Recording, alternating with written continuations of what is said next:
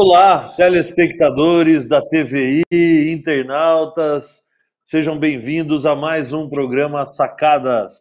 Conforme nós prometemos, nesse formato novo aqui, fazendo cada um na sua casa, a gente está começando uma série de programas que vamos fazer em parceria com a Escola Superior de Advocacia.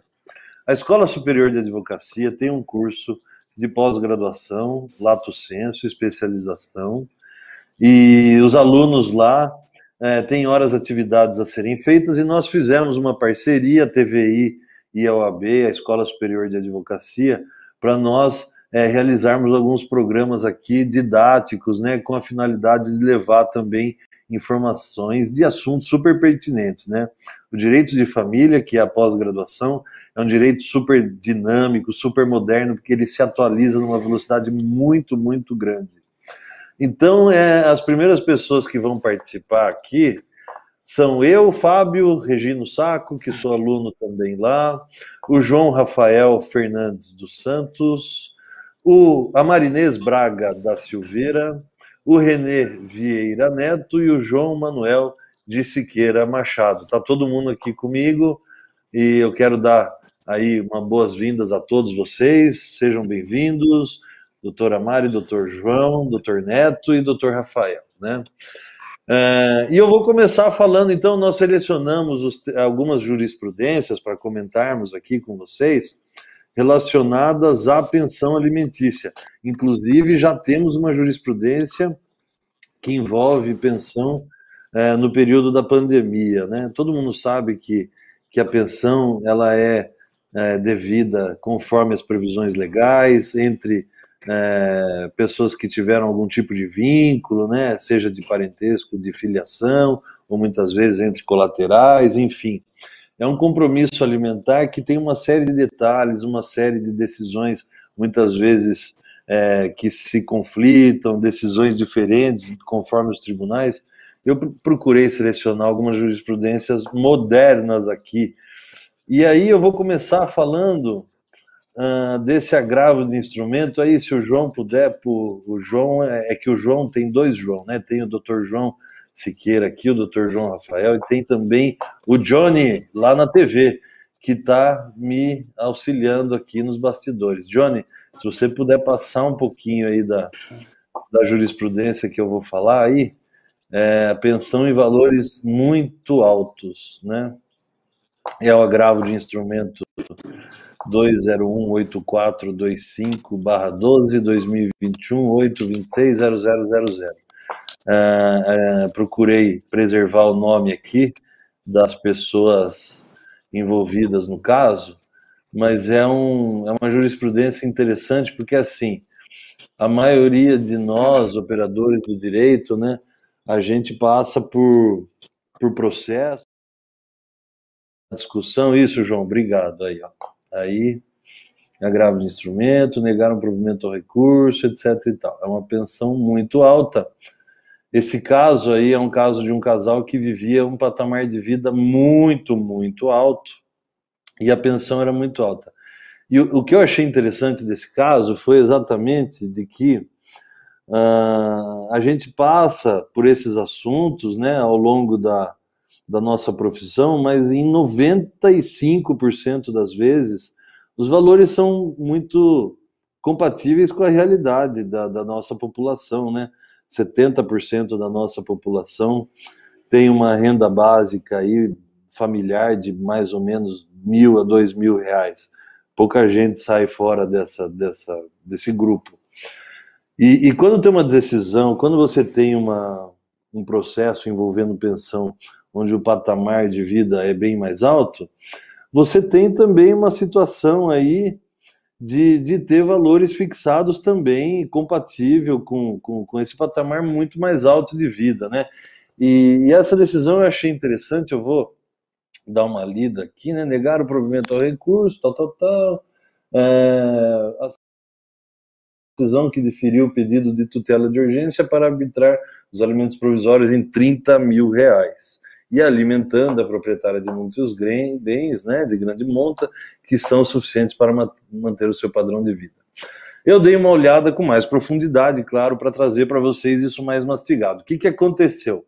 O casal lá vivendo muito bem, vivendo um padrão de vida muito, muito alto. E vamos dizer assim que o padrão de vida desse casal seja inclusive superior aos gastos mensais aí de R$ 200.000.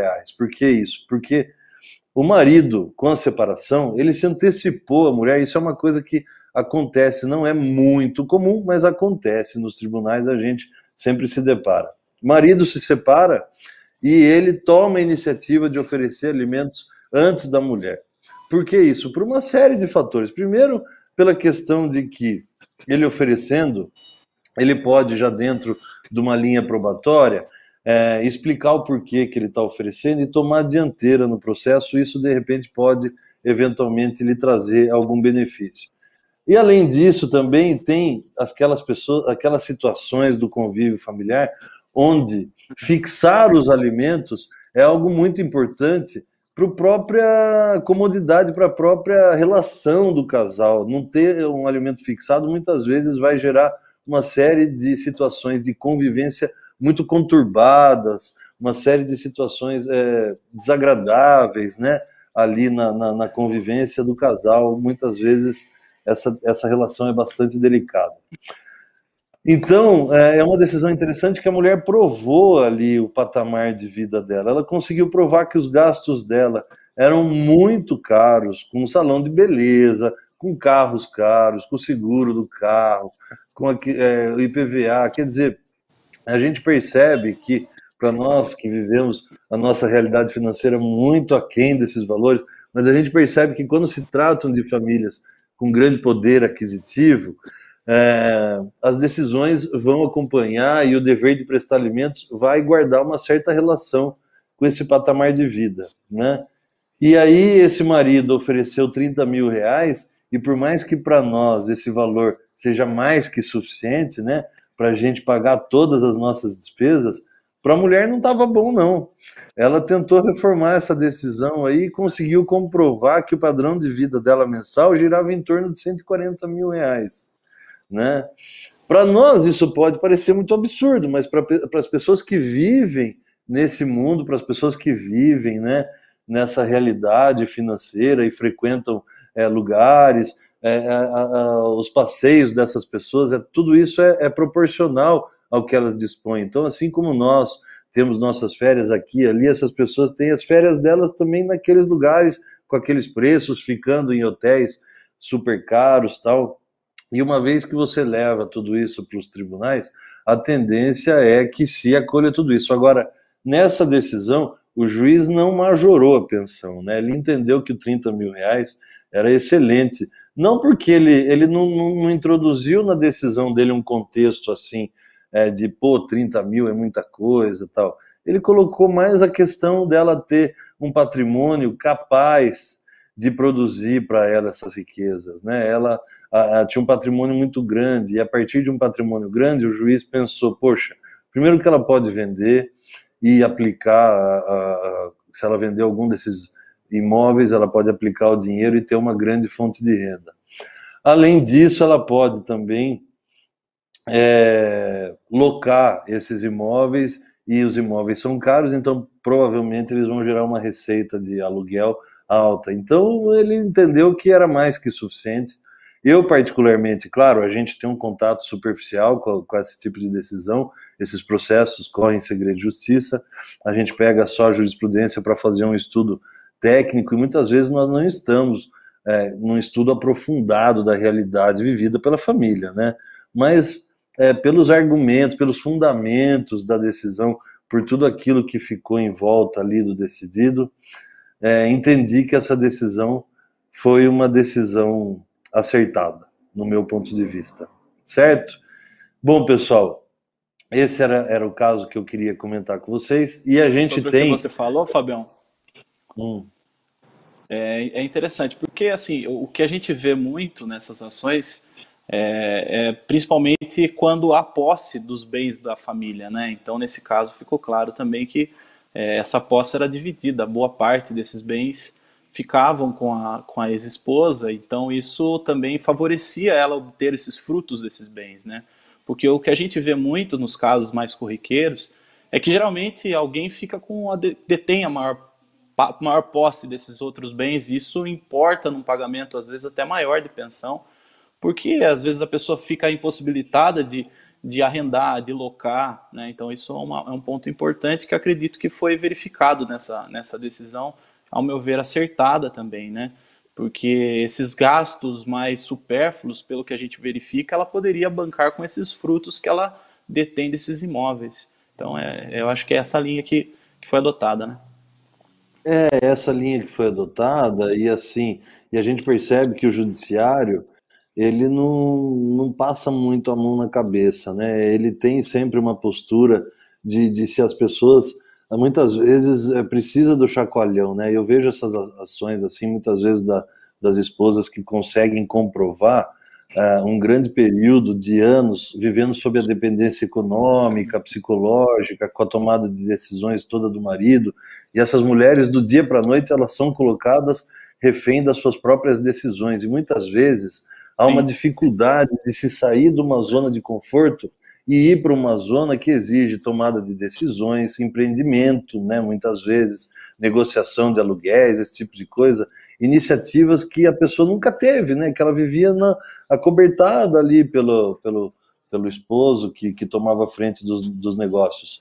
E isso ainda é um pouco do resquício da nossa sociedade que vem lá de trás, combatendo uma cultura de homens à frente das famílias, né? Hoje a gente vê muitas famílias também se modernizando nesse sentido, também tendo um compartilhamento maior de responsabilidades, de funções, mas esse casal aí é um casal que eu tive a curiosidade de ver a idade deles, são pessoas mais idosas, tal, eles ainda fazem parte de um contexto familiar que vem se oxigenando, né, devagarzinho, né? Que vem tendo outros enfoques, né, vamos dizer assim, né? Hoje a família tradicional brasileira, ela continua sendo família tradicional, mas ela tem outras visões a respeito. Mais alguém para fazer um comentário aí dessa decisão comigo? Mari, você Então, tá louca Fábio, para falar, Mari? eu já vi casos, realmente. Tem muitas mulheres, como antigamente era costume a mulher ficar em casa, dar vida pelos filhos. Então, eu já vi casos, é muito triste isso acontecer. O marido arruma outra mulher e não quer pagar pensão, tem um padrão de vida altíssimo. Casos assim da mulher não saber quanto custa um preço do litro de gasolina. E realmente a mulher não foi, ela foi sempre criada ali, naquele patamar, e de repente, da noite para o dia, como que ela vai, né, se sustentar? Ela até tem a mansão, tem uma casa maravilhosa, mas aquilo ali não faz dinheiro na hora também, né? Vai tempo. E é por isso a necessidade, e é sério mesmo isso, é muito importante mesmo isso. É um patamar que a gente não está acostumado, não é padrão meu também. Mas realmente, na prática, é muito triste isso. É muito triste de ver. É Porque isso uma aí. família destruída, né? E a gente sempre tem que pensar o seguinte: é ruim perder para todo mundo, né? Você tem um padrão de, pelos mais variados motivos, precisa ser só uma separação, ou quando você perde um pai, você é adolescente, ou quando você perde o emprego, né? Ou quando você tem um prejuízo financeiro muito grande, muitas vezes você é obrigado a ter uma redução drástica da noite para o dia de vida. E é claro que isso não é confortável, é traumático, né? É muito mais gostoso um salto para cima e não para baixo, né, no seu patamar de vida. Doutor João Siqueira, tudo bem? Estacionou o carro aí, tudo certo? Não, demorei, viu, Fábio? Hoje só contratempo, mas graças a Deus deu tempo. Correu tudo certinho. Agora Mais mais tranquilo. tranquilo. Tá bom, tá agitada a terça-feira mesmo. Seja bem-vindo aí, vamos tocando. Doutor João Rafael, Olá, boa tarde. tudo certo aí? Tudo certo por aqui também, a correria, né? O dia a dia às vezes é complicado, ainda mais nesse período, né? Mas estamos aí para discutir esses assuntos, né? Muito importantes que com certeza também vão tirar muitas dúvidas, né? Das pessoas que nos acompanham. Legal. Gente, vou andar com a coisa aqui então, tá? Então eu vou passar a bola pro Dr. René Vieira Neto. O Dr. René Vieira Neto, viu, João, se você o Johnny Marques, se você puder, por gentileza, colocar aí, o Neto, o Dr. Neto vai falar sobre a prestação de contas na pensão alimentícia. Eu acho também um tema muito, muito interessante, muito importante, porque é uma pergunta que a gente recebe muito no escritório, né? Eu posso pedir prestação de contas se eu souber que o dinheiro está sendo mal usado ou que ele tem desvio de finalidade na pensão alimentícia que eu pago. Eu posso questionar os valores que eu pago? Vou deixar então a bola com você aí, Dr. Neto. Muito boa tarde mais uma vez. Boa tarde, eu acabei pedindo a parte, acabei não dando boa tarde a todos que estão acompanhando hoje. Realmente, esse tema é um tema muito, muito corriqueiro, né, na nossa vida prática jurídica, porque quem paga acha que paga muito e quem recebe sempre reclama que está recebendo pouco, né? Essa é a verdade. Mas a prestação de contas hoje ela está numa discussão bem constante dos nossos superiores tribunais a respeito disso, né? Qual é a forma, como que eu vou pedir essa prestação de contas? Porque a gente sempre vai ter alguns entraves formais, processuais, quando pedimos essas prestações de contas, né? Então, há duas decisões recentes, acredito que vai ser colocado para vocês darem uma olhadinha aqui, duas decisões recentes, uma de 2019 e uma de 2020, completamente distintas, com entendimentos diferentes, né? Então, uma entendendo que a ação que hoje chama-se ação de contas, ela é possível, e outra entendendo que ela não é possível. Mas aí tem algumas peculiaridades, né? Que são os entraves processuais nisso. Que é importante as pessoas entenderem. Então eu posso pedir a qualquer momento prestação de contas? Bom, não é bem por aí. Tá? Ela precisa ter uma causa de pedir, tem que ser justificável isso. Precisa primeiro, a parte quando buscar um auxílio jurídico nesse sentido, precisa ter pelo menos indícios de que esse dinheiro está sendo mal empregado na vida do menor. Vamos falar primeiro do menor para depois a gente falar dos outros casos, né? Que os casos dos menores são mais corriqueiros, né? Porque muitas vezes quem está pagando, o alimentante ou a alimentante, muitas vezes ela pensa, bom, esse dinheiro não está sendo bem empregado e está sendo usado pelo guardião. Né? Geralmente é isso que a gente escuta na grande maioria das vezes. Mas para que você possa tentar isso em juízo, discutir uma prestação de contas em juízo, é importante que você tenha indícios de que esse valor não está sendo bem empregado e no melhor interesse do menor. Tá? Então, existem as duas posições recentes do STJ, uma entendendo que é possível, que é legal, é legítimo esse direito, e outra entendendo que, a mais antiga, entendendo que não seria legítimo esse direito, mesmo estando presente no artigo 1583, parágrafo 5º do nosso Código Civil. Tá?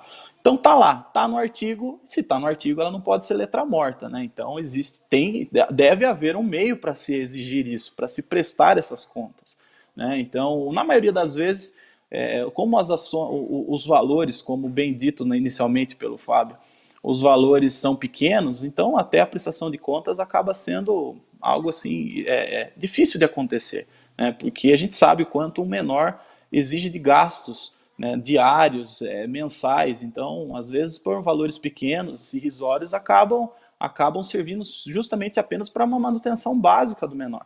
Agora, nos casos de pensões com valores elevados, obviamente que isso acaba saltando aos olhos de quem está pagando e de quem está recebendo. Então, muitas vezes, esse valor realmente ele não é bem empregado. E quando não bem empregado, existe essa possibilidade legal de você pedir uma prestação de contas. Mas aí existem três possibilidades, isso sendo discutidas em juízo. A própria ação de exigir contas, que é uma ação de um rito especial, um rito próprio para isso, que existem duas fases dessa ação, a primeira fase de prestar as contas, e a segunda fase, a fase da existência de eventual saldo, que essa é a natureza dessa ação jurídica, né? O que muitas vezes acaba esbarrando por conta de ação de prestar aos alimentos serem irrepetíveis, ou seja, tudo que você pagou você não pode receber de volta, mesmo que o valor não tenha sido bem empregado. né? Então, existe essa barreira judicial que muitas ações acabam natimortas, elas entram com as medidas e as medidas acabam sendo indeferidas de pleno, já de cara, porque alguns juízes entendem que é ilegítimo esse pedido, outros entendem que não caracteriza a ação de exigir contas, porque não poderia exigir essa segunda etapa da ação, que seria a execução do saldo que ficou constatado nessa ação. Então, por mais que o STJ, na recente decisão do ano passado, e pelo que consta, acho que agora em 2021 já houve uma manutenção desse entendimento, entende que há essa legitimidade para a ação de exigir contas. Entretanto, indo nessa mesma linha do que eu falei, eles entendem que não poderia existir esse saldo. Essa segunda etapa ela não poderia, que daí ela estaria em contradição completa com a natureza alimentar, que é uma natureza de pagamento irrepetível, né? Então esse é o grande entrave. E existem outros entendimentos também, né? Outros entendem que quando a pessoa entra com a ação de exigir contas, seria o natural entrar com uma revisional de alimentos em vez da prestação de contas. Entretanto, temos um problema aí quando se trata de revisional, né? Porque a revisional de alimentos, ela, até além do fato de você exigir um pagamento de custas altíssimos, porque dependendo do valor dos alimentos, o valor da causa dessa ação ela vai consistir em 12 pagamentos mensais da pensão. Isso, além de poder trazer um custo alto, dependendo da demanda, como também até ônus de sucumbência, outras situações. Então, também há a possibilidade de ser revisto por revisional. Tudo tem que ser aplicado de forma a justificar esse pedido. Esse pedido tem que ser justificado. Eu não posso simplesmente entrar com o pedido apenas por birra, porque o que a gente vê, infelizmente, é um problema de pessoal entre o pai e a mãe, nos casos de menores, né? Então, eles transbordam os seus interesses pessoais e eles acabam sobrepondo, muitas vezes, o interesse do menor. Né? Então, por birras pessoais, por uma questão de modificação do estado civil, às vezes ela estava solteira, a pessoa está solteira, acaba se relacionando com outra pessoa, isso acaba se transformando num problema que eles acabam, infelizmente, descontando em quem não tem culpa de nada, que é o próprio menor. Né? Então, tem também essa possibilidade da revisional de alimentos. Lembrando que a revisional de alimentos é uma situação também perigosa, né? Porque ela, pelo fato de se discutir basicamente o interesse do menor, ela vai correr na vara de família, né? Pode ter até um aumento da pensão. Né? Mesmo que o juiz ele pode se desvincular desse pedido. Vendo a necessidade maior do menor numa revisional de alimentos, ele pode também, numa decisão, numa sentença, estipular um valor até maior. Então é um perigo também.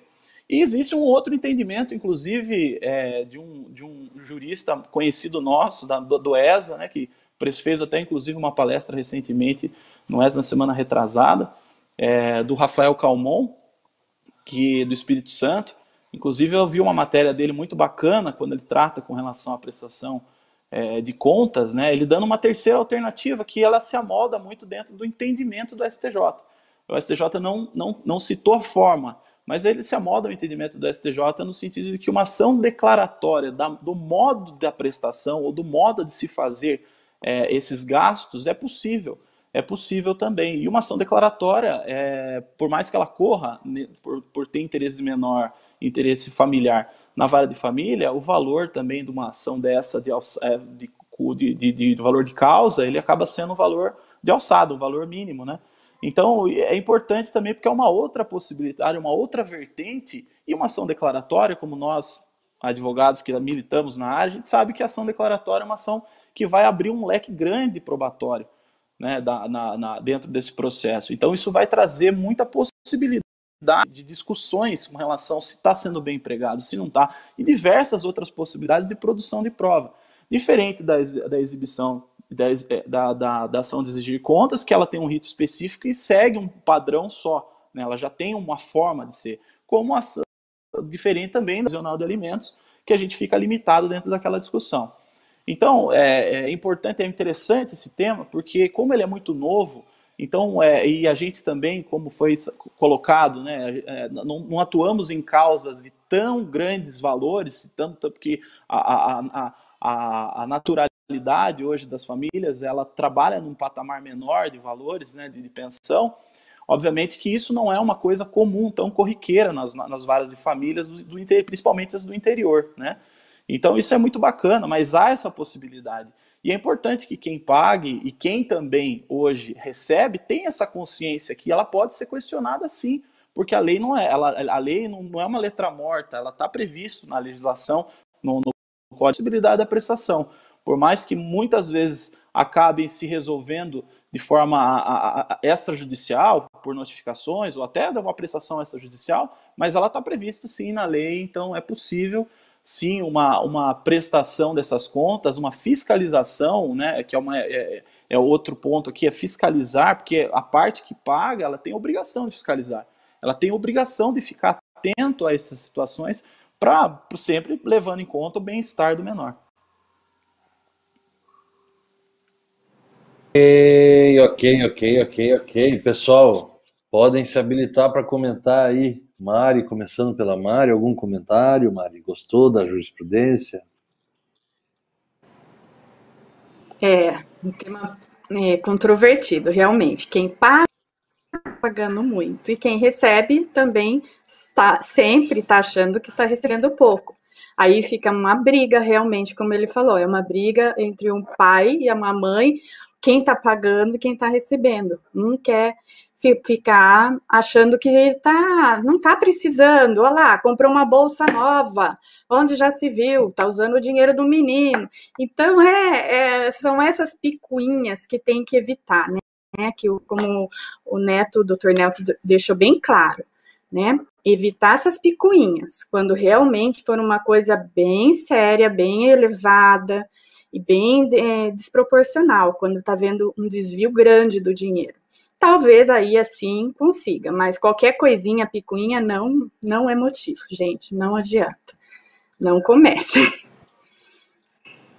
Por isso que é muito importante, né, orientar bem, né, a pessoa que tem esse interesse do ingresso de uma prestação, justamente para a gente tem essa obrigação, né, de filtrar, né, o que chega para nós, a gente precisa filtrar e saber orientar de uma forma que não acabe não nascendo morta essa demanda, essa ação, né, porque muitas vezes a raiva, o interesse pessoal, aquele sentimento, né, acaba se sobrepondo mesmo às questões principais no caso, né?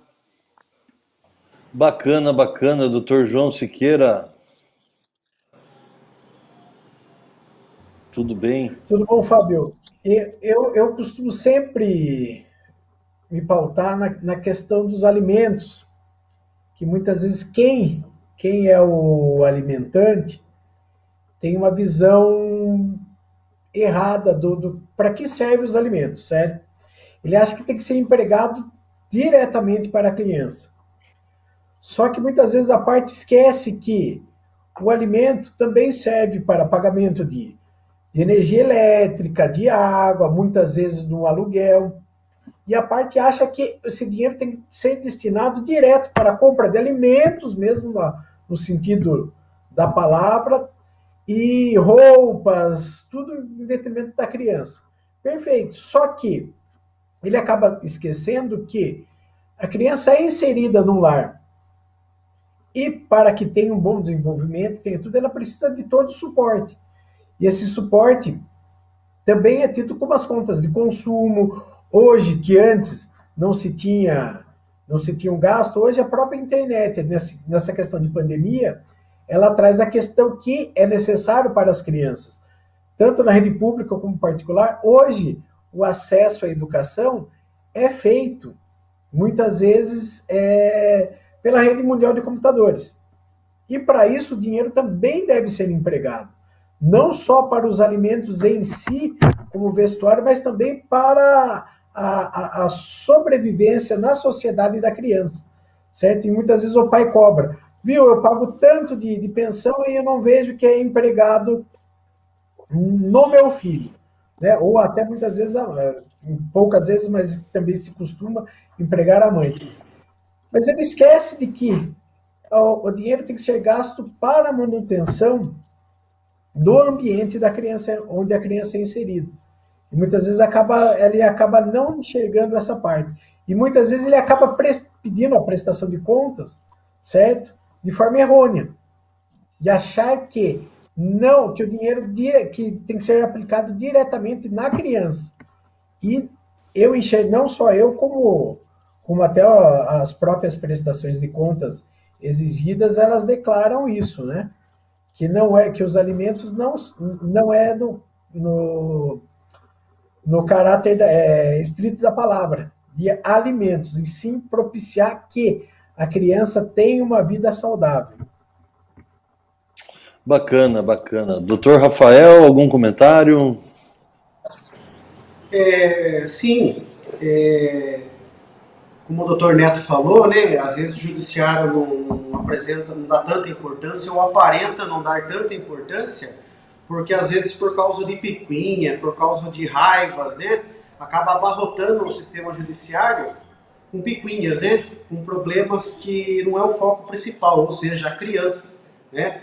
Então, eu acredito que para ingressar com uma ação de prestação de contas, tem que levar em consideração se realmente a criança está sendo prejudicada, se realmente está faltando algo para aquele menor, né? Se o fato realmente prejudica, né?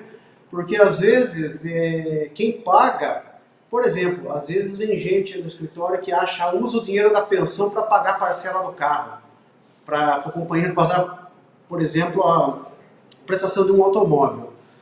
Mas, na verdade, ele não pensa, por exemplo, que a pessoa paga a pensão alimentícia, né? O alimentante paga a pensão alimentícia, não tem como quantificar exatamente qual a quantia vai ser utilizada para a criança e qual vai ser usada no lar. Não tem, por exemplo, como comprar uma mistura, o arroz, o feijão, não tem como comprar o feijão da criança ou comprar determinado grama de quilos de carne para a criança, entendeu? É um contexto geral dentro do lar, né? As compras, como o Dr. João Manuel falou aí, as contas de consumo, de água, energia elétrica, não tem como dividir isso, né? Ou seja, a pensão entra num contexto do lar, né? Para complementar, para ajudar, né? Eu acho que seria pertinente se realmente apurar se de fato a criança está sendo prejudicada, se ela não está sendo bem tratada, se está faltando algo, né? Daí eu acho que sim é pertinente essa prestação de contas. Bacana, bacana, bacana, bacana, é isso aí. Eu não preciso nem comentar mais nada, que vocês já fizeram comentários tão interessantes que eu já vou passar para a próxima jurisprudência aqui, tá, pessoal? E vai ser o doutor Rafael mesmo aqui, ó. Vamos lá. Doutor João Rafael Fernandes dos Santos. Guarda compartilhada não isenta a pensão. Interessante aqui. Johnny, se puder pôr aí para mim esse pedacinho aí, apelação civil, numeração dela, deram provimento ao recurso, ação de exoneração de pensão. É uma questão que eu até queria pedir aí para o doutor Rafael, seria oportuno até dar uma pequena pincelada nessa questão da guarda compartilhada, que muitas pessoas acham que, uma vez estabelecida a guarda compartilhada, isso automaticamente extingue o dever de prestar alimentos, né? É uma jurisprudência muito interessante. Vou passar a bola, então, para o doutor Rafael. Fique à vontade, doutor. Vamos lá, como sabemos, né? Como bem sabemos, a guarda compartilhada ela é uma inovação no nosso ordenamento jurídico. Tá pouco tempo aí, né? O que seria essa guarda compartilhada? A guarda compartilhada ela é o exercício conjunto da guarda, em que ambos os genitores eles decidem sobre a vida do menor. Ou seja, eles estão em pé de igualdade, no nível de igualdade, não importando o período que cada um deles fiquem com o menor, não importa o período. A ideia é que ambos participem mais ativamente da vida da criança, né? Inclusive foi trazido para o nosso ordenamento para amenizar o trauma que é causado, né? Às vezes com a separação, né? Dos pais, as crianças geralmente ficam com a mãe, né? Ficavam com a mãe, né? Tinha uma guarda definida para um deles e acontecia muito assim de picuinhas mesmo, né? Até facilitava aí o acontecimento da alienação parental. Então esse instituto ele veio mesmo para amenizar esse problema aí, para que ambos os pais participem, para o bem-estar do menor, para amenizar todos aqueles problemas que ocasiona com a mente dele, né?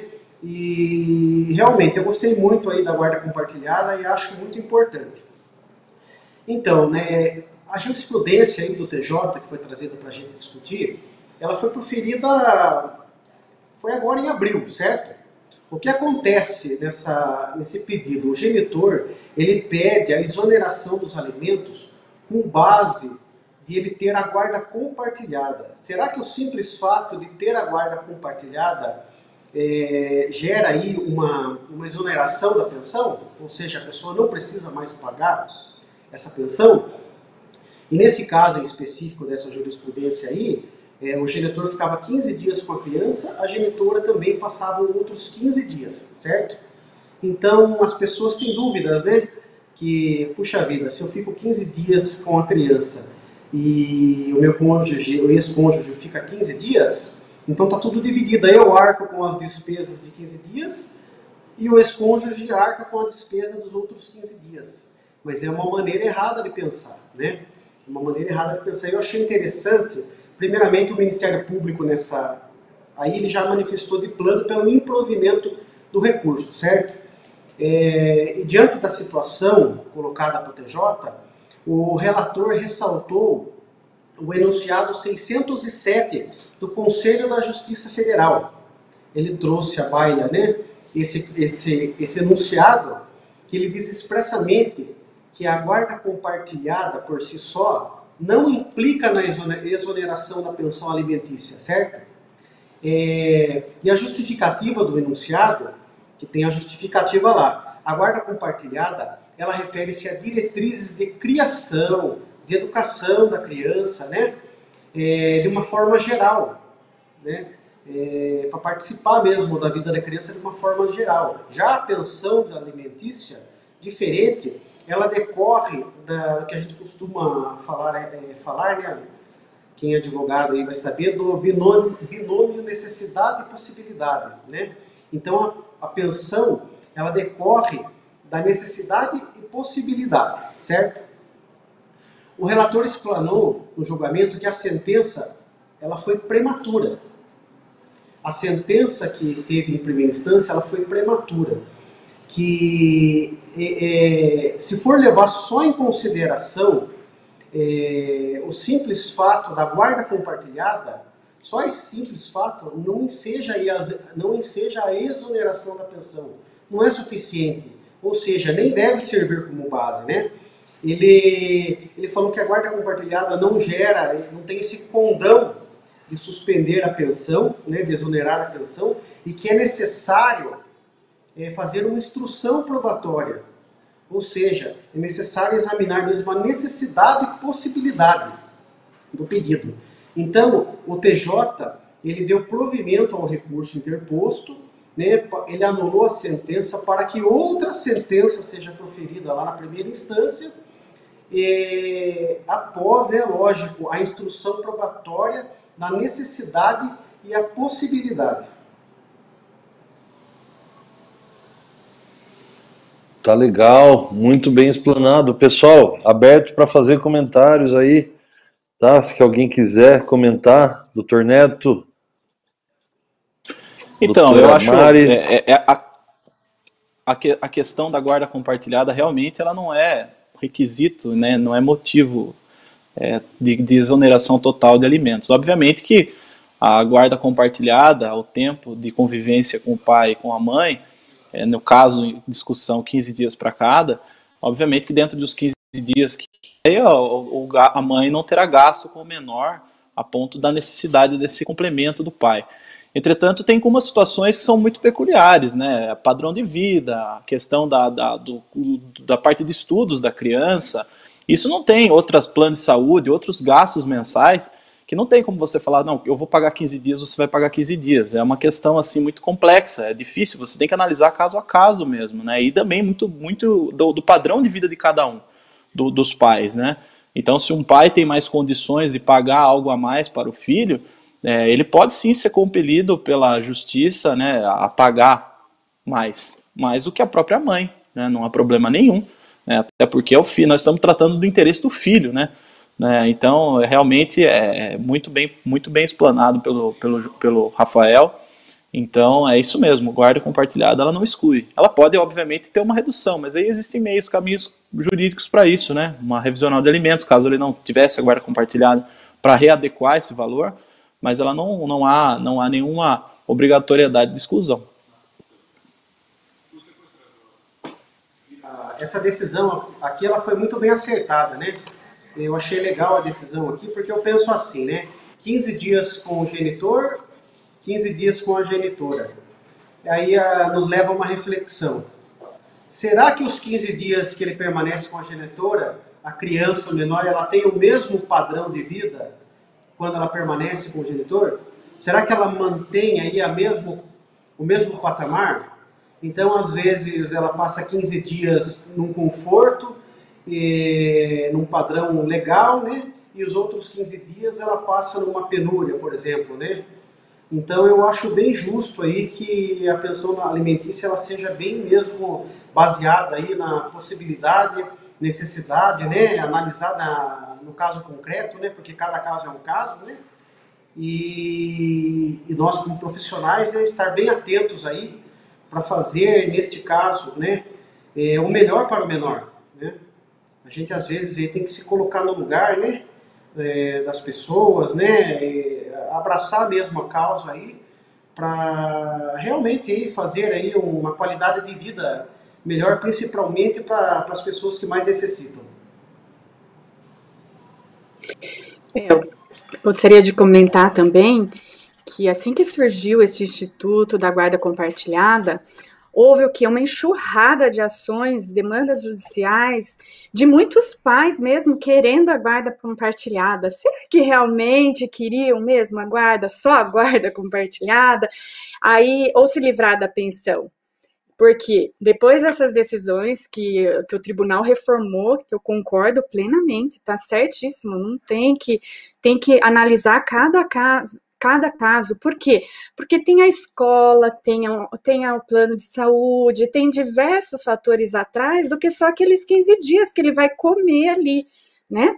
Então, hoje já diminuiu bastante a questão de pais querendo se livrar da pensão alimentícia através da guarda compartilhada, realmente com base nessas decisões favoráveis. Ainda bem que teve reforma.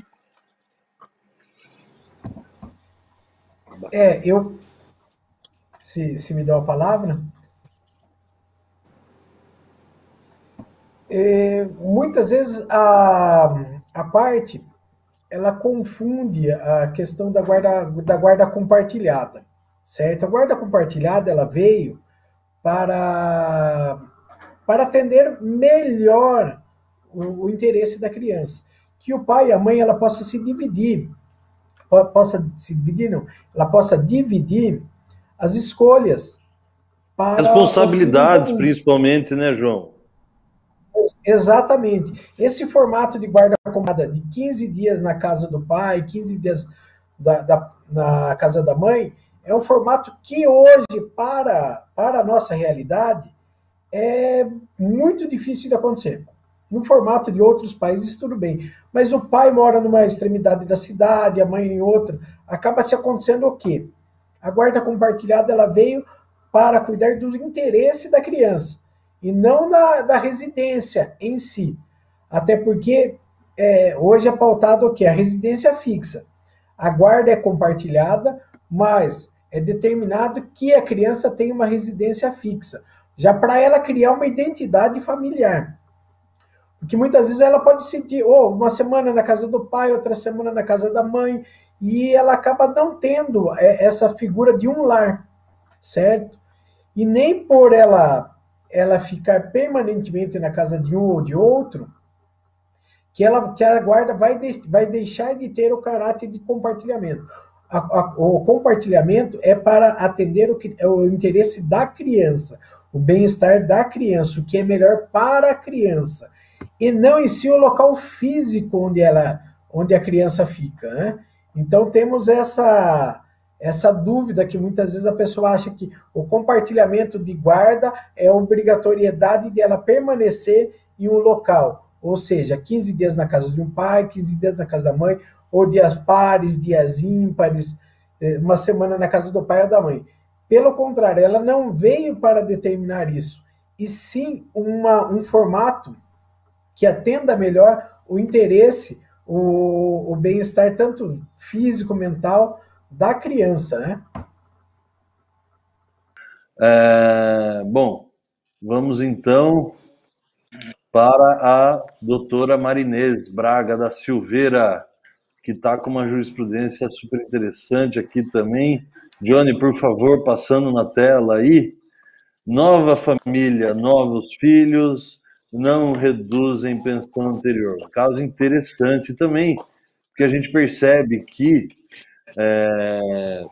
também causa muita confusão, né, entre as pessoas leigas, essa questão de a constituição de uma nova família ser um fator, aí como 2 e 2 são 4, de que a pensão vai ser reduzida. Doutora Mari, por favor, o microfone é todo seu. Obrigada. Primeiramente, eu peço desculpa aos seus telespectadores, caso os termos que eu fale aqui seja muito jurídico. Eu vou tentar ser o mais didática possível, porque eu vou discutir aqui uma jurisprudência, uma decisão de um tribunal, ou seja, teve uma decisão em primeira instância e foi recorrido, tá? É um acórdão recente do dia agora 16 de abril de 2021, então super, né, super recente, e foi decisão unânime, ou seja, todos que estavam votando, votaram no mesmo sentido, isso quer dizer decisão unânime. E ele manteve a decisão da juíza, de uma juíza lá de Osasco, que não alterou, não reduziu a pensão do pai, pelo simples fato dele constituir nova família, dele constituir novo filho, não reduziu a pensão deste pai. Então foi o seguinte, o pai, ele apelou para o tribunal, tá? Contra os 3 filhos que ele tinha, com base numa ação revisional de alimentos, que é uma ação prevista na lei de alimentos, e ele queria reduzir o valor do alimentos com base no binômio necessidade, possibilidade, ele pode vir a pedir isso, mas só que ele não demonstrou a redução da capacidade econômica, financeira dele. Simplesmente ele quis reduzir pelo fato dele constituir uma nova família e novo filho. Então, por si só, a constituição de uma nova família e ter um novo filho, por si só, não reduz a pensão alimentícia. E foi isso que a juíza de Osasco julgou, né? Então, ainda que ele tivesse outro filho, ele estava ciente da sua obrigação de pagar, a obrigação é paterna. Então, ele tinha que pagar alimentos para os filhos do casamento anterior, dos filhos anteriores. Ele já tinha, essa é uma responsabilidade que todo pai tem, a obrigação, a responsabilidade paterna. Então, ele já estava ciente quando ele foi constituir uma nova família, quando ele teve esse novo filho. E essa obrigação é um parental com relação aos demais filhos. Então, a juíza ainda condenou esse pai, além de tudo, a pagar as custas, as despesas processuais e os honorários advocatícios de R$ 1.500. Aí que ele recorreu, né? E observando que foi... o tribunal observou que ele tinha feito um acordo para pagar essa pensão para os filhos anteriores, e ele assinou o acordo, ele concordou, né? Ele estava, então, tentando se desobrigar, na verdade, de pagar aquele acordo anterior que ele próprio ajustou, sem qualquer justificativa plausível. Então, com relação ao argumento de constituir uma nova família, o fato por si só, ele não desobrigou do dever de cuidado, de sustento com a família anterior, com a família originária, porque não restou demonstrada a impossibilidade dele do cumprimento, né, desta nova pensão. Por quê? Porque quando ele casou, ele já sabia desses filhos anteriores. Cada caso é um caso. Neste caso, ficou claro que ele não demonstrou que teve a impossibilidade econômica dele afetada, que isso sim é contra a vontade dele, que é independente da vontade dele, ele perder um emprego, né, ele ficar desempregado, isso sim, não seria a vontade do pai. Mas não só o tribunal concordou, como o tribunal justificou que aquele pai, ele sempre, você pode exercer a paternidade, sempre é uma escolha sua. Então, ele sabia dos filhos e ele quis ser pai novamente, é uma escolha dele, depende da vontade daquele pai. Já a modificação financeira, econômica daquele pai não foi abalada por conta disso. Então, por conta disso, não existe a possibilidade, neste caso, de reduzir a pensão, porque ele foi pai por vontade própria, porque ele quis. Então, deixou bem claro esse acordo que foi neste caso. Cada caso é um caso. Agora, se a situação financeira do pai fosse comprovada, daí sim, lógico que seria um caso de redução de alimentos. Mas estamos aqui, eu estou aqui para estudar este julgado, este acordo, essa jurisprudência. Cada caso é um caso.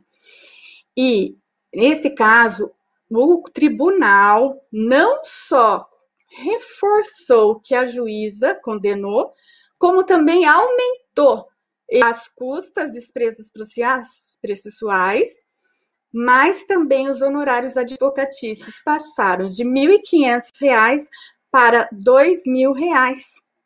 Então, o tribunal, além de confirmar, ainda aumentou a condenação do pai. Então, o que eu tinha para comentar é isso. A redução de alimentos, qual que é a situação financeira alterada, sim, dificulta mais a nova ação. Mas o fato dele, por vontade própria, constituir nova família, é vontade dele. Isso não altera o pagamento da pensão alimentícia para os filhos anteriores. Era isso. Ok. Quem se habilita a comentar, fazer o primeiro comentário? Neto está com uma cara de quem vai comentar. Doutor Neto. Será que eu expliquei tão bem? Vamos lá, Pelo então. amor de Deus, comentem aí. Uhum. Não, mas então, ele se amolda muito as justificativas, né, da decisão, ele se amoldam muito com o que foi discutido agora com relação à guarda compartilhada, né? Não basta a modificação pura e simples de uma situação, ela precisa ser comprovada, a impossibilidade, né, a modificação da situação financeira, esse é o principal ponto, uma modificação que impossibilite o pai de arcar com esse custo e da diminuição da necessidade do menor, né? Então, logicamente que se houvesse uma comprovação clara de que a constituição da nova família fosse motivo, né, demonstrado que houve uma diminuição da capacidade financeira dele para equilibrar, né, equilibrar a situação dos filhos, né, porque na verdade você tem que olhar de uma forma ampla, né, todos os filhos, todas as situações dos filhos. Então, sim, aí poderia até ele ter um sucesso na ação, né? Mas, pelo que ficou demonstrado aqui, ele não conseguiu comprovar essa impossibilidade financeira dele. Então, o simples fato da modificação, dele ter uma nova família, ter um novo filho, isso não modifica a sua situação financeira, o que impossibilita essa mudança. São aquelas situações de filtro, né, que a gente comentou um pouco atrás, né, que nós precisamos fazer um filtro para analisar exatamente e mostrar que para as pessoas que têm esse interesse, que precisa de uma demonstração clara, né, objetiva com relação a isso. Não simplesmente fato, tive um filho, algo nesse sentido, isso não vai modificar a situação se você não comprovar isso cabalmente.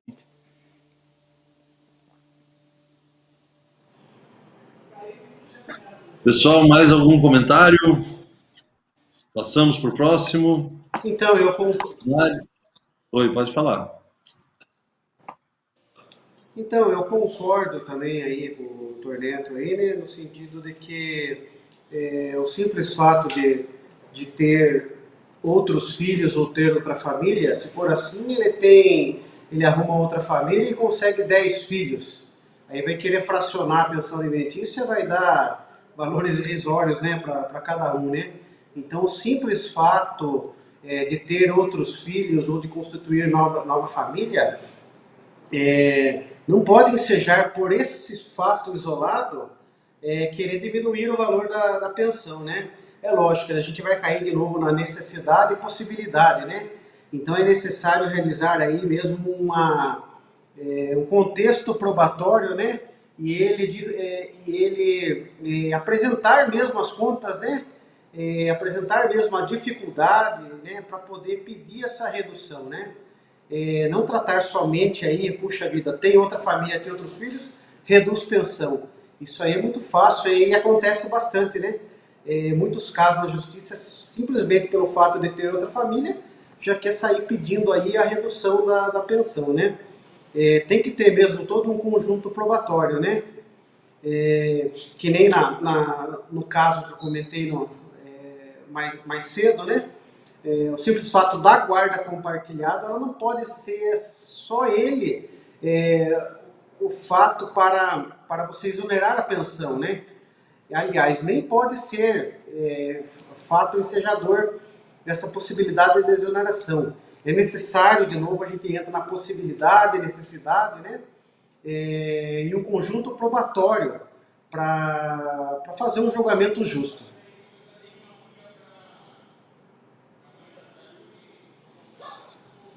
Pessoal, vamos andar então. Doutor João Siqueira, o último, e não, nem por isso menos importante. Doutor João Manuel de Siqueira Machado.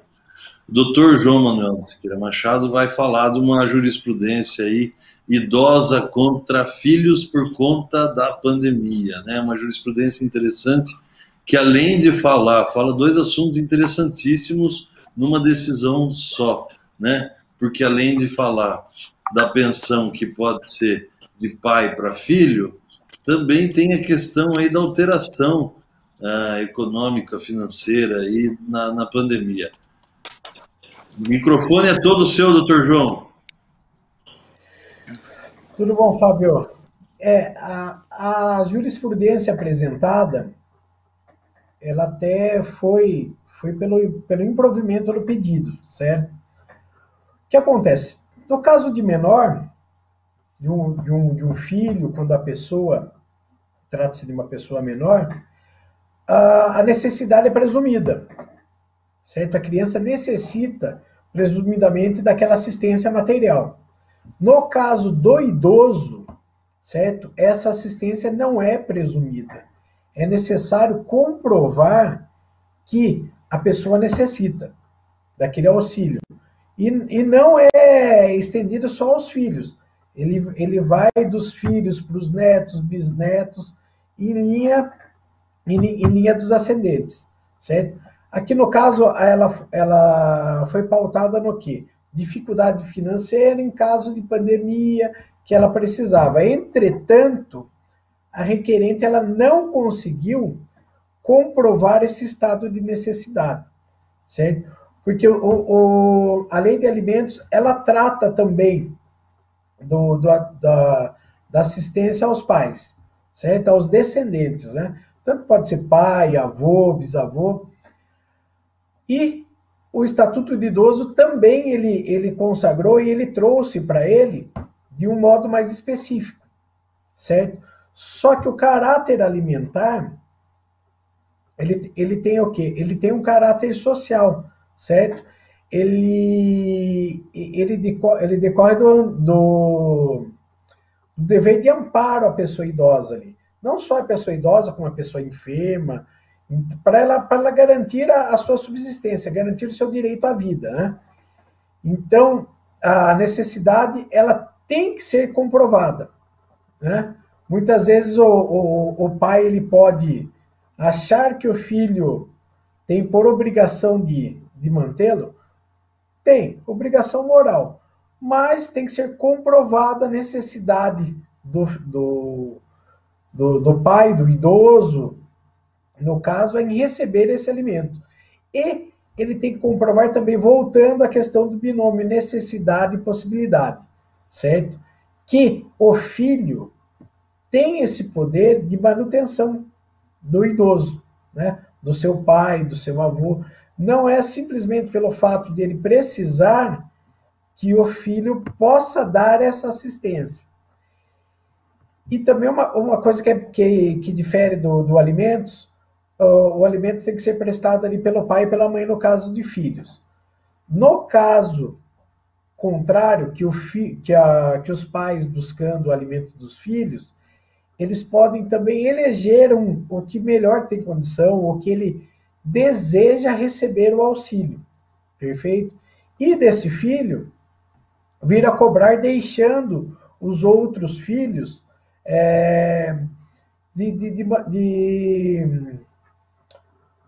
de uma forma que venha compor ali de só se o filho que for demandado trazer ali, de ele chamar ao processo os outros irmãos, que ele não tem condição de prestar o auxílio ali financeiramente sozinho, ele pode chamar os irmãos também, mas não há necessidade de compor ali de todos os filhos, todos os irmãos. No caso, se a pessoa ela tem 3 filhos, ela pode demandar só contra um, não há necessidade de demandar contra todos, perfeito? Coisa que difere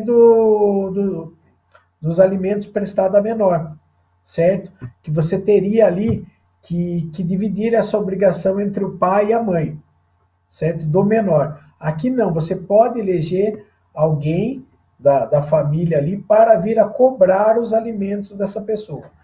Mas os alimentos ele tem que ser requerido e tem que ser comprovado o estado de necessidade, certo? Por quê? Porque não basta só a alegação presumida. Você tem que ter um motivo pelo qual você necessita daquele alimento, né? E aí a gente traz, você viu, e se o filho não tem condição? Ele pode chamar o outro? Claro que pode. Ele pode chamar o outro filho que tem melhor condição. E se todos os filhos não tiverem essa capacidade contributiva? Aí sim também temos o quê?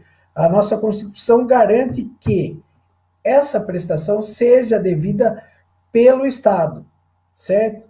A pessoa idosa ela é amparada não só pela família, como o Estado também tem o dever de cuidado dessa pessoa. Então a gente esbarra nesse sentido de uma pessoa idosa, sem família, ela vai demandar contra quem? Pode ser demandada contra o Estado.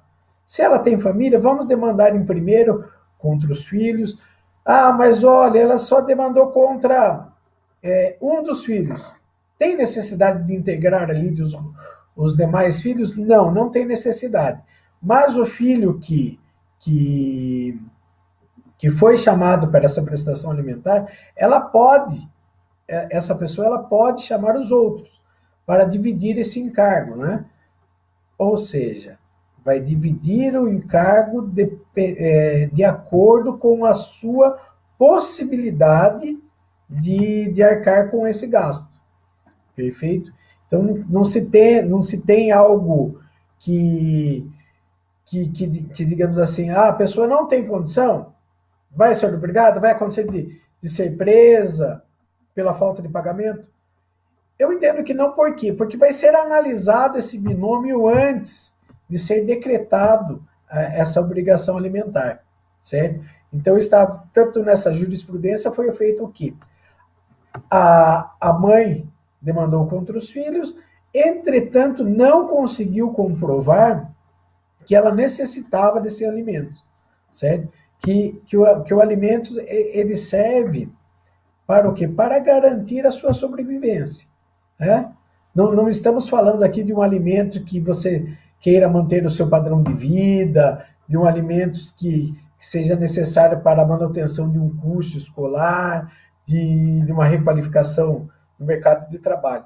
Esse alimento ele é de caráter solidário, certo? Então ele serve exatamente para que a pessoa consiga manter a sua subsistência, consiga se manter ali alimentada, consiga pelo menos sobreviver de uma maneira digna com a sua capacidade, né? Com a capacidade dos filhos em alimentar, dos filhos, netos, bisnetos, qualquer um. Essa linha ela vai se estendendo do mais próximo para o mais longínquo. Então o filho não tem condição, mas o neto pode ter. Ah, o neto não tem condição, mas ela já tem um bisneto que hoje ele tem uma capacidade contributiva maior, pode ser chamado ali também. Não se resume só aos filhos ali, pode ser aos netos, aos bisnetos, ela vai se estendendo pela linha sucessória.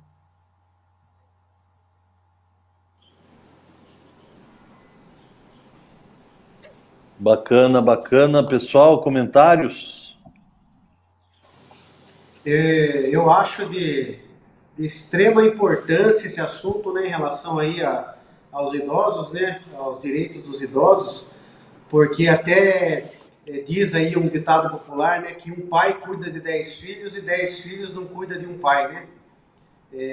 Acredito que todos conhecem essa expressão aí, né, e ela muitas vezes, né, é triste falar, mas ela é verdadeira, né? Então, diante da situação que nós vivemos no Brasil, né, a aposentadoria é muito baixa, né? Ela não acompanha aí a inflação, não acompanha aí o aumento dos alimentos, né? Muitas vezes os idosos aí recebem a pensão, recebem a aposentadoria, tem que pagar o aluguel, tem que comer, tem que vestir, né? E com o passar do tempo a aposentadoria vai achatando, né? Com a economia e ele acaba não levando uma vida digna, né? E os filhos também, muitas vezes, não estou generalizando, né? Porque muitos filhos bons até, mas tem filhos aí que realmente largam o pai à deriva, né?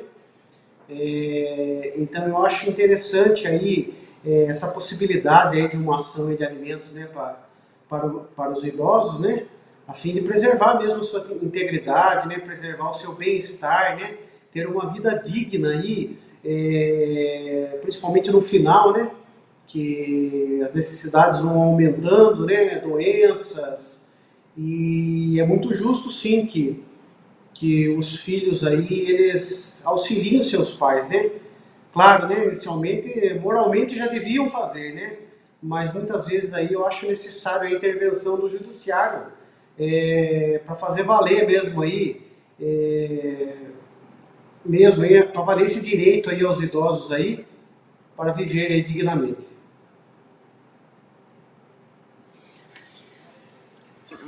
Outra coisa também, Fábio, que é importante ressaltar, que essa decisão é agora super recente e por conta da pandemia, a genitora também não conseguiu fazer provas.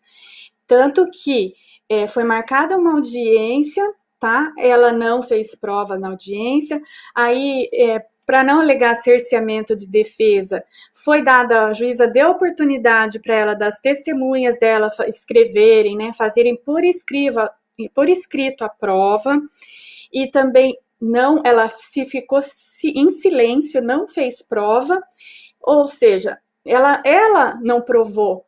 Então não dá para, e por conta da pandemia, as provas estão tudo sendo assim online, até o juiz autorizou a testemunha por escrito. E ela tem 62 anos, formada em Química, Artes Plásticas e cozinheira. Como aquele falou, também tem que ver bem a necessidade que é para aqueles alimentos, não é para manter um padrão de vida. E quando chegou lá no tribunal, o que eles perceberam, através da prova feita pelos filhos, que estava tendo o que era um conflito familiar entre a genitora e os seus filhos. E por isso ela perdeu a ação.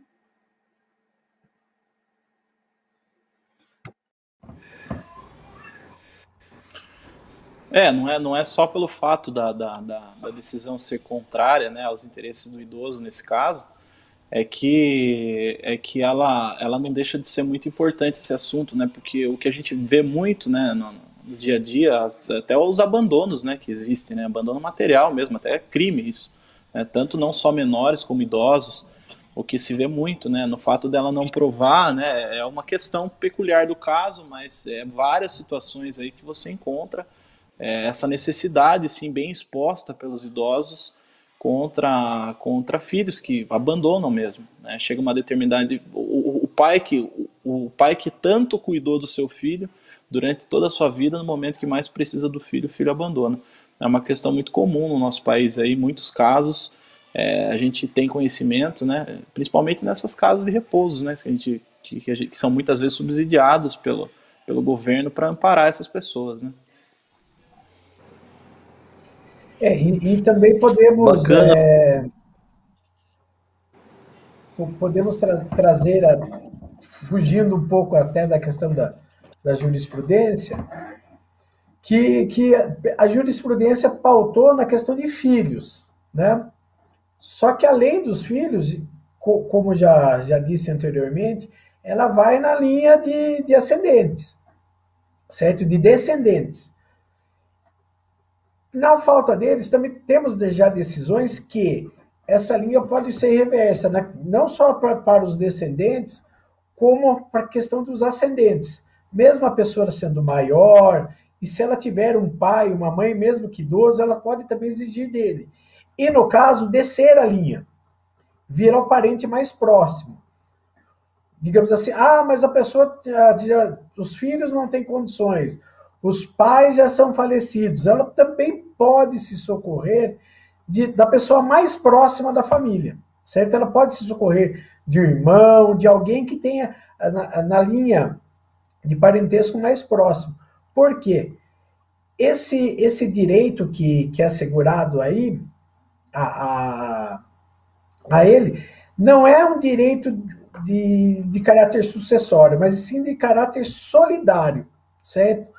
Então, o dever o quê? Da família seria prover a subsistência daquela pessoa mais próxima que ele tenha. No caso que ele não tem alguém próximo, aí sim ele pode socorrer do Estado, certo? Então, muitas vezes fala, viu, mas a pessoa não tem filhos, mas muitas vezes a mãe, o pai da pessoa ainda é vivo, embora seja de uma idade mais avançada, e ela tem essa condição. Ou se na falta deles, ela pode ter um irmão, ela pode ter uma irmã, alguém da linha mais próxima de descendência, de descendência não, da linha mais próxima familiar, certo? Então, não obrigatoriamente você precisa se socorrer dos filhos, certo? Na falta desses, a pessoa, muitas vezes o idoso que repousa num asilo, numa questão de abandono, ele pode não ter filhos, ele pode não ter também os descendentes, os pais e mães, pai e mãe, mas ele pode ter algum parente mais próximo, um irmão, que muitas vezes tem uma condição de ajudar ali na manutenção e não o faz. Ele pode demandar também contra essa pessoa.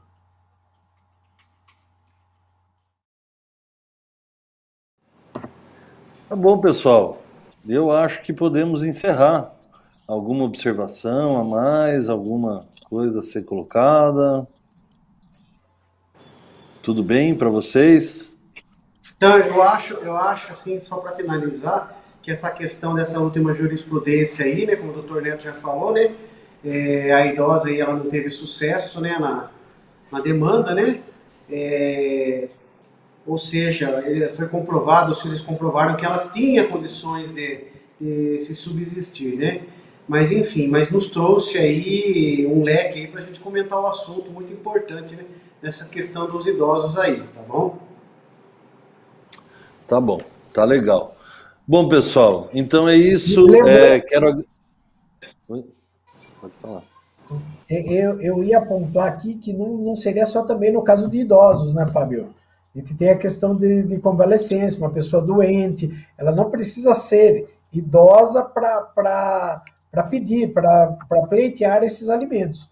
ela pode ter uma deficiência, ela pode ter uma doença, ela pode ter uma falta de mobilidade, ela pode se socorrer a outra pessoa disso daí também, né? Que não fica Na verdade, a gente só fica, muitas vezes a gente fica suscetível, né, a passar por diversas intercorrências, muitas vezes temporárias, outras vezes nem tão temporárias assim. E essas intercorrências podem ser, muitas vezes, ficar acamado, ficar convalescente, né? Alguma situação que pode ser temporária mesmo, né? Um acidente de trânsito, a gente vê que se a pessoa quebra uma perna, alguma coisa, em um acidente, ou qualquer que seja a causa, né? Já é motivo, muitas vezes, para atrapalhar o trabalho, né? Algumas pessoas estão conseguindo trabalhar muitas vezes em escritório, alguma coisa, mas outras pessoas têm outros tipos de trabalho que são prejudicados, né? Então essa fragilidade aí pode ser bastante um fator que coloca você numa situação bastante delicada, né? E que faz você precisar, né, de auxílio, né? Bom, pessoal, eu acho que é isso aí então, né? A gente encerrou esse primeiro programa aí, que é essa parceria, só explicando para quem chegou um pouquinho atrasado, esse programa, o Sacadas, está fazendo nesse semestre, esse começo de ano, um programa diferente, uma parceria da TVI com a OAB, com a Escola Superior de Advocacia, tratando assuntos de direito de família, com a leitura nesse programa aqui, a gente fez a leitura de jurisprudências bastante interessantes, bastante modernas. Quero parabenizar a doutora Mari, parabenizar o doutor João Siqueira, doutor René Neto e o doutor Rafael pelas brilhantes colocações aqui. E nós vamos encerrando, então, esse programa. Que vocês, telespectadores, internautas que ficaram conosco, que tiveram paciência aí de nos acompanhar, fiquem ligados no programa Sacadas, que vai ter uma boa temporada aí de comentar os assuntos de direitos de família e, enfim, assuntos que fazem parte do dia a dia, assuntos que, se não interessam para você hoje, podem interessar amanhã. Tá bom? Fiquem com Deus e até a próxima. Encerramos por aqui.